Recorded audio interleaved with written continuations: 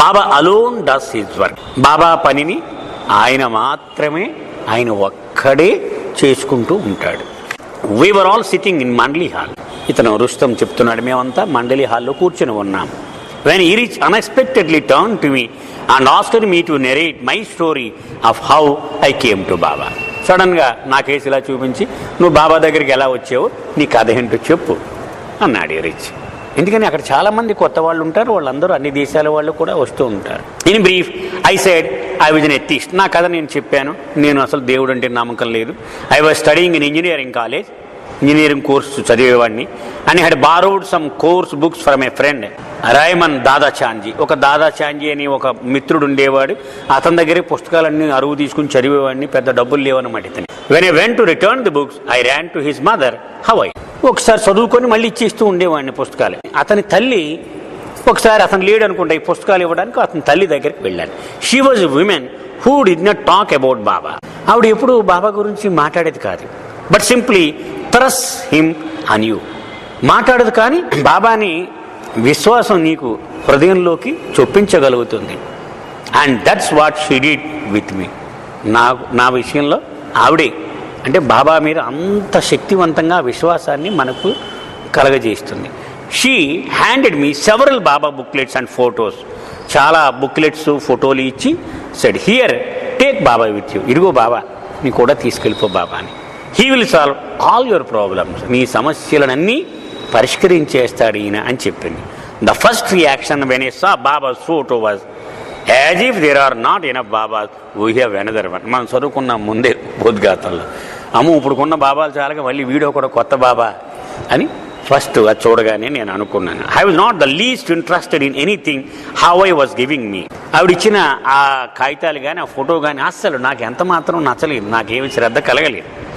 But her personality was such that I meekly accepted it all. కానీ ఆవిడ ఆ మనిషి ఇచ్చే విధానము, ఆ ప్రేమ చూసి ఎవడు కాదనలేడు ఆవిడ ఇస్తుంటే. సరే కేవలం ఆవిడ కోసము అవి తీసుకున్నాను నేను. Even though normally I was quite aggressive in defending my belief that God does not exist. నేను చాలా నాస్తికుడిని చెప్పాను కదా, ఉగ్రవాదిని కూడా. దేవుడి గురించి ఎవరన్నా మాట్లాడితే వాడిని ఒప్పుకునేదాకా నేను ఊరుకోను. కానీ ఆవిడ దగ్గర మాత్రం నేను అలా అనలేకపోయాను. On my way home I flipped through the pages. ఇంటికి వచ్చాను, ఏమిటో ఆవిడ ఇచ్చిన కాగితాలను ఇలా తిరిగేశాను. I was fascinated by some of Baba's quotes and I changed my mind about throwing the booklets away. అసలు ఇలా తిరిగేసి ఇసిరేద్దాం అనుకున్నాను నేను, కానీ కొన్ని సూక్తులు చూసేటప్పటికి బాగానే ఉన్నాయి ఇవివో అని వాటిని విసిరియకుండా అట్టే పెట్టాను. That was the beginning of my journey to Baba. ఇది బాబా దగ్గరికి నా తొలి అడుగులు ఇలా వేశాను. When I finished narrating my story Eruch looked around the room and asked. నా కథ చెప్పేగానే ఇలా చూశాడు ఒకసారి ఎరిచ్, హాల్ అంతా చూశాడు. చూసి what would have happen to Rustom if Havovi had not introduced him Baba, where would Rustom be today.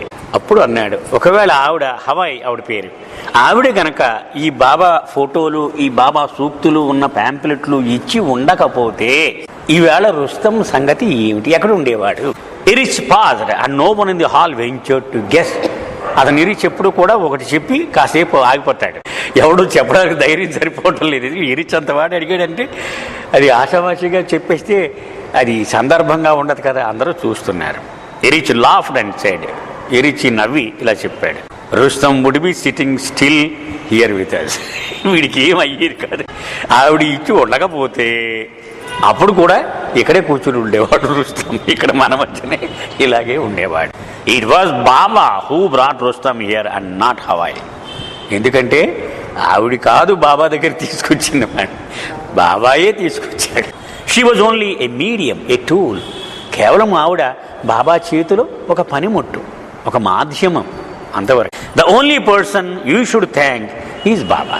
నువ్వు ఎవరికైనా నేను రుణపడి ఉన్నాను అని అనిపిస్తే ఒక్క బాబానే నువ్వు ఎప్పుడు తలుచుకుంటూ ఉండాలి. ఎందుకని మధ్యలో ఎంతమంది మనుషులు ఉన్నా వీళ్ళందరినీ నడిపించేది ఆయనకి చెప్పాలి thanks. He the one who brings all things in your life. నీ జీవితంలో సర్వస్వము నీకు సమకూర్చి పెట్టేది ఆయనే. బాబా అనేక పర్యాయాలు చెప్తూ ఉండేవారు, నీకున్నటువంటి నైపుణ్యాలు మొత్తం నేను ఇచ్చిన భిక్ష, నీ జీవనాధారం ఉంది అది కూడా నా భిక్షే, కానీ నా పని విషయంకి వచ్చేటప్పటికే నా కాళ్ళు లేదంటాను, అచ్చొచ్చిపోతున్నాను బాబా, ఇచ్చినంతా ఆయనే. అంటే మనం గమనించలేక, when someone helps you remember to thank Baba and not the person. ఎవడైనా నీకు సాయం చేస్తే వెంటనే బాబాకే తిరిగి Baba thanks. The person is only a medium, an instrument. ఎందుకని ఆ వ్యక్తి కేవలము ఒక పనిముట్టు మాత్రమే. However we forget to thank Baba and instead we thank the person. కానీ మనం నిజ జీవితంలో వాడికే థ్యాంక్స్ చెప్పేసి గొప్ప సాయం చేసాడండి, ఏమండి ఇలాంటి మనిషి ఉండాలండి. కానీ దీనికి కారణమైనటువంటి బాబాని మాత్రం విస్మరిస్తూ ఉంటాం. That is how it is. ప్రపంచము తీరే ఇలా ఉంటుంది. Instead of remembering the creator for everything we think of the creation. It is all because of illusion. ఈ సృష్టించినటువంటి ప్రభువును మనం ఎప్పుడూ జ్ఞాపకం తెచ్చుకోము. ఈ సృష్టించిన వస్తువుల గురించే ఆలోచిస్తూ ఉంటాం. అది ఎందుకని? ఈ మాయ యొక్క ప్రభావం ఇదంతా. One of the pilgrims protested. ఆ వచ్చి కూర్చున్న వాళ్ళు ఒకడు ఎరిచ్కి ప్రశ్న వేశాడు, we have to thank the person for his role to Erich. మరి వాడు కూడా కొంత సాయం చేశాడు కదా బాబా, వాడికి ఎరిచ్, వాడికి మరి థ్యాంక్స్ చెప్పడం ధర్మమే కదా అన్నాడు. Erich replied, if a post man came and gave you a money order of 10,000 rupees, would you thank the postman or the person who sent it? ఓ పోస్ట్ మ్యాన్ వచ్చాట, అయ్యా 10,000 రూపాయలు పంపించాడు పలానా వాడు, మీకు వాడిని థ్యాంక్స్ చెప్పి కౌలు చేసుకుని కాపీ ఇచ్చి పంపిస్తావా? లేకపోతే ఎవడు పంపించాడు వాడికి వెంటనే ఫోన్ చేసి చాలా థ్యాంక్స్ అండి మీరు అంటావా? ఏది చేస్తావు? Erich then added, you can thank both if you want. నువ్వు ఇద్దరిని థ్యాంక్స్ చెప్పొచ్చు, బట్ థ్యాంక్ బాబా ఫస్ట్. కానీ మొట్టమొదట మాత్రం నువ్వు బాబాకి థ్యాంక్స్ చెప్పాలి. అది మాత్రం ఎప్పుడు మర్చిపోకు. బాబా కూడా గుర్తుంది కదా, మొట్టమొదట తనకే చెప్పని చెప్తూ ఉండేవారు. మనం చదువుకున్నాం లార్డ్ మెహర్లో, అవి కొంచెం నెమరు వేసుకోవాలి. ఒకడు పిల్లలు లేరు, వస్తే బాబాని పిల్లలు అడిగాడు, సరే నీకు కొడుకుని ఇస్తాను పో అన్నారు. వాడు కొడుకు పుట్టాడు. కొడుకు పుడితే వాడు పుట్టిన వెంటనే పెద్ద విందు ఏర్పాటు చేసి బజ్జీలు టీ అన్నీ పెట్టాడు. పెడితే ఒక మండలి వాడిని ఏదో పని చెప్పారు బాబా, వాడు వెళ్ళిపోతూ ఉంటే వాడిని పిలిచి ముందు బజ్జీ తినే అన్నాడు. ఇచ్చేసాడు. బాబా తల పట్టుకున్నారు, నాకు ఎందుకు పెట్టలేరు ముందు, వాడికి ఎందుకు పెట్టేవని అడిగాడు. అడిగితే వాడు వెళ్ళిపోతున్నాడు బాబా అర్జెంటుగా అన్నాడు. కాదన్నారు. మళ్ళీ వాడికి నెల నిండగానే మళ్ళీ పార్టీ అన్నారు. మళ్ళీ పార్టీ ఇచ్చి ఫస్ట్ నాకు ఇయ్యను అంటే దానికి అంత ప్రాముఖ్యత బాబా ఇచ్చారు.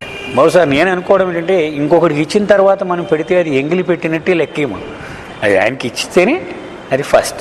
డెలియాయో ఎవరో ఒక పాశ్చాత్య ప్రేమికురాలు తన ఫ్రెండ్ని పరిచయం చేసింది బాబాకి. ఒక ఆవిడ బాబా ఏదో ఆహారం, ఒక ఫలహారమో టీయో ఏదో తాగుతున్నారు.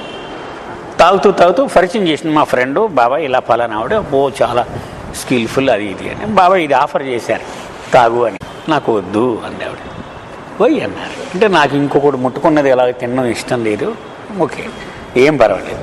మరి నీ జీవితం ఏంటి ప్లాన్ అని అడిగారు బాబా. ఏదో కొన్నాళ్ళ వరకు ఇలాగ చదువుకుంటాను, కొన్నాళ్ళ తర్వాత ఉద్యోగం చేస్తాను, కొన్నాళ్ళ తర్వాత పెళ్లి చేసుకుంటాను, తర్వాత పిల్లల్ని కంటాను, పిల్లలు పెంచుతాను, చివరిని దేవుడికి అంకితం చేస్తాను అంది ఆవిడ. అప్పుడు బాబా చేశారు, నీ జీవితాన్ని ఇన్ని రకాలుగా ఎంగిలి చేసిన తర్వాత కూడా నేను యాక్సెప్ట్ చేస్తాను. నాకే అంతే కదా, ఇప్పుడు ఇవ్వడానికి ఇష్టం లేదు, ఇన్ని రకాలుగా నువ్వు ఆ జీవితాన్ని ఎంగిలి చేసి అప్పుడు నాకు ఇస్తావు, బట్ అయినా నేను అంగీకరిస్తాను. అప్పుడు నాకు అలాంటివి ఏమి లేవు.